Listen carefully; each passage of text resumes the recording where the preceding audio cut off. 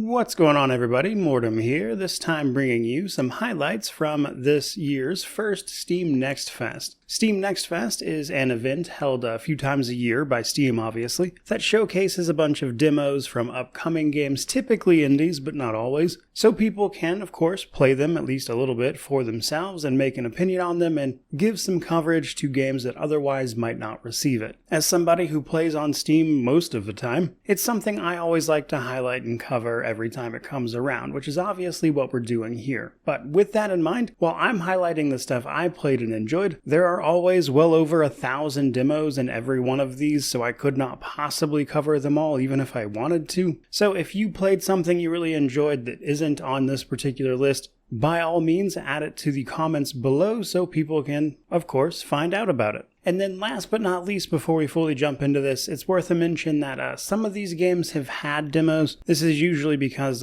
many games will have a demo already and then they'll choose to participate in Next Fest because that demo is already available. Other times, they will keep that demo up after the Steam Next Fest, even if it was made specifically for this. That does mean that, on a case-by-case basis, these games may or may not be available after the event ends, which is on March 3rd. That's ultimately down to the developer of each individual title, but from now until March 3rd, you should be good to play these. And with no further ado, let's dive fully into this and start talking about some demos. First up, we have Solasta 2, an upcoming CRPG, which is of course a sequel to Solasta 1, which was a title I enjoyed and covered quite a bit back a few years ago actually. So with the announcement of Solasta 2, and with it really sort of diving in and expanding upon a bunch of features, or at least aiming to, it's definitely the kind of thing I was always going to check out, but I was pleasantly surprised by the actual demo itself. I think it's a very good demo. The performance is admittedly a little touch or go here and there, but by and large I think it does a great job of showcasing what that game is going to be about, and keeping up with not only the demo, but also what the devs have had in mind, answering questions and stuff with how things like the world map will work, etc. I'm very excited about Solasta 2. I've already made a dedicated video about that, so if you want to learn more, I'll leave it to that. But it is a fantastic time. Moving right along, though, we then have Moves of the Diamond Hand. Now, this one is a very strange game, and it is from Cosmo D, who has made a few very bizarre titles that I've really enjoyed, but they are effectively just kind of like surrealist narrative RPGs, kind of in the vein of Disco Elysium in terms of mechanics and gameplay. That might be the easiest thing to give people a point of reference. And Moves of the Diamond Hand is kind of, I would say, the most ambitious one of these games I've played previously, at least in terms of what Cosmo D has put out, as we're able to fully explore and navigate this very, very strange world.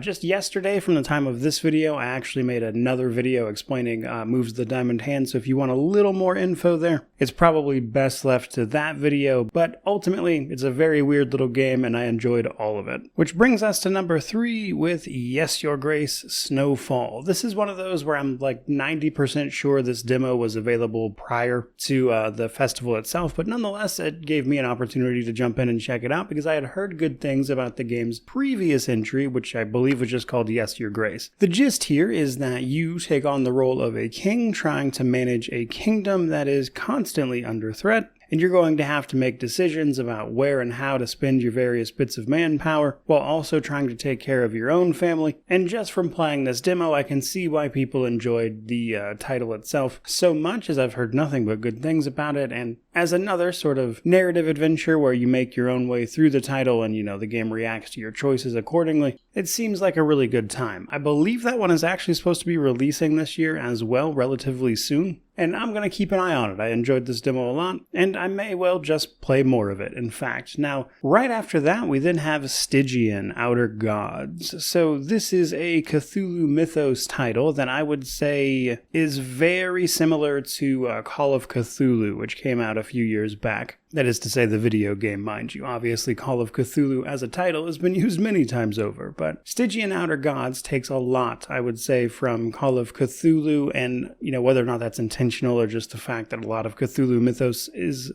similar after a while, it nonetheless makes some improvements, even from the very similar setup, in terms of things like gameplay. For starters, we have the ability to pick up things and move them around, which opens up more interesting interactions in any given situation, but the demo itself here appears to be pretty short, so how wide sweeping that is hard to say just from this. But right at the beginning, we get to pick a bunch of positives and negatives for our character in terms of their overall stats. And there's also perks that allow you to focus in more on things like combat or stealth, etc. And there's even a little bit of actual combat in the demo, so it does seem to be a little more action-adventure-y than, say, the previous Call of Cthulhu title was. There's even an initial quest with some choice and consequence, and then, of course, everything you do is meant to feel oppressive and like you're being watched the whole time, so that choice and consequence would be interesting to see played out. But ultimately, I enjoy a lot of Cthulhu mythos type stuff. I enjoyed Stygian Outer Gods, at least this demo, mind you. And I'd be curious to play the whole thing and see if they can do anything that makes it really unique. But for now, that's pretty much it. And then we have Chains of Freedom. Chains of Freedom is an upcoming TRPG that puts us in the role of an elite military squad battling against some bizarre bio-virus type thing that corrupts everything it comes across, more or less. And the outbreak of that virus and the biocrystals that it causes were ultimately curtailed by an organization known as Sovereignty, which is who we are working for. And we're basically going to lead a squad and fight off these terrors in a sort of alternative history, post-apocalypse Eastern Europe. And while it's definitely very rough around the edges in places, lacking in some polish for sure, the core mechanics are interesting enough. You know, pretty standard turn-based tactic-style gameplay. You have a set number of action points. You use those to either move, attack, various things like that. And then what's available to you is based on the weaponry and items that character has equipped. So while I did enjoy this for what it was, really enjoyed the atmosphere in particular, I will say that whether or not it's an interesting game when it comes to if I were to review this, it would really be if anything this game does happens to make it stand out, because there are a lot of tactics games, and so it would naturally just come down to how in-depth those systems are. But you do also get to do a bit of exploring and even some stealth outside of the actual battles themselves, which on its own may be enough to push it over the edge. But either way, looking forward to finding out. Which then brings us to Dragonkin The Banished, an upcoming ARPG that will be releasing into early access not too long from now, start of March actually, March 6th I think. And I will say this demo seemed like it was pretty good overall, but I was dealing with some technical problems with this one. Like none of the textures wanted to load in and I couldn't get it to fix that, if you're wondering why everything looks very strange. But luckily, the actual gameplay itself was pretty fun. The gist of it is we play as various heroes who have been sort of altered by the blood of dragons. Blood of dragons in this universe are basically akin to demons in the horrors that they bring about to everyone, and typically what their blood will do to people is subjugate them. However, in a sort of use the enemy's tactics against them situation, some people have managed to take this blood from dragons and turn it into powers that are useful without costing them, their own sanity. And thus they can properly fight back. And that's kind of the gist of it. Much of the demo centers around the game's prologue, where it introduces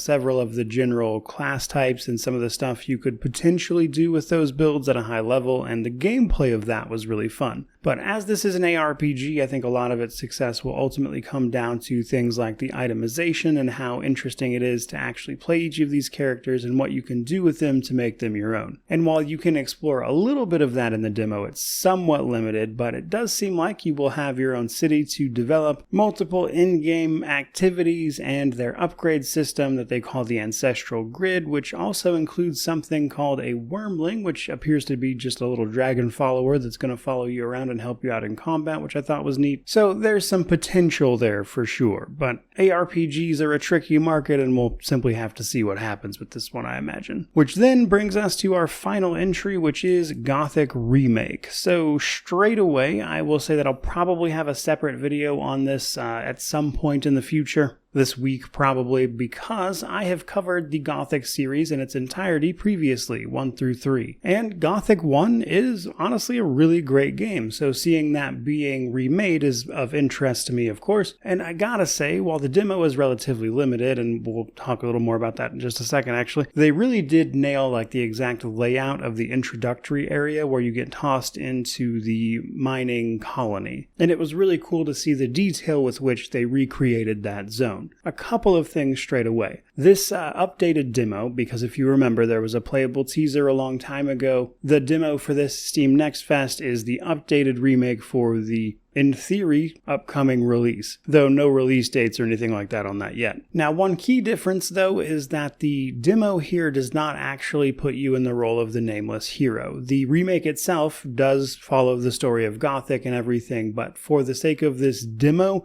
we're actually playing somebody else just to give you an idea of what the game's mechanics are, and I think that's important to note. Now, beyond that, I will say that, again, performance for this demo was a little on the rough side for sure, which probably isn't what you want from a game that is already kind of known for being a bit difficult and unforgiving, because the nameless hero in the original title gets tossed into a mining colony where he is supposed to be forced to work and mine magical ore that the kingdom that is responsible for the mining colony is using to fight off hordes of orcs. So all that to say, it's a rough and unforgiving place, and as it just so happens, they nailed that aspect of it too. So combat is pretty much what you'd expect, though without a lot of the upgrade trees that are intrinsic to the original title as well, which would give you like different animations and combo chains and stuff to how our nameless hero attacked. In this demo, you're basically limited to very basic swings, so it's easy to get ganged up on, and you don't really see a lot of that power growth as you might imagine. But there are a whole host of NPCs and stuff to be interacted with, and you kind of get the gist of how this works. But I would basically say that just from a quick look at this, I am going to bet that while it looks like the Gothic remake will in fact be very true to the original, that might not be what a lot of people enjoy, because the original Gothic is known for some mechanics that were less than player friendly, but really rewarding if you overcame them. But that is going to lead to a sort of front load of people who bounce off of it pretty much immediately. But I think that's a good thing, because that's what this demo is for, to let you know whether or not it's something you would like. But either way, cool to see, glad that's finally coming, excited to actually play that one when it launches. And again, I'll probably talk more about that sometime this week. But for today, that's pretty much going to do it. Hope you enjoyed the video. If you did, by all means, like, comment, subscribe, all that YouTube jazz. Make sure you let people know down in the comments what demos you've been playing and what you thought was worth taking a look at. I'd love to hear about them myself. But regardless of any of that, truly, just thank you so much for watching. I really do appreciate it. May you wander in wisdom and have an amazing day.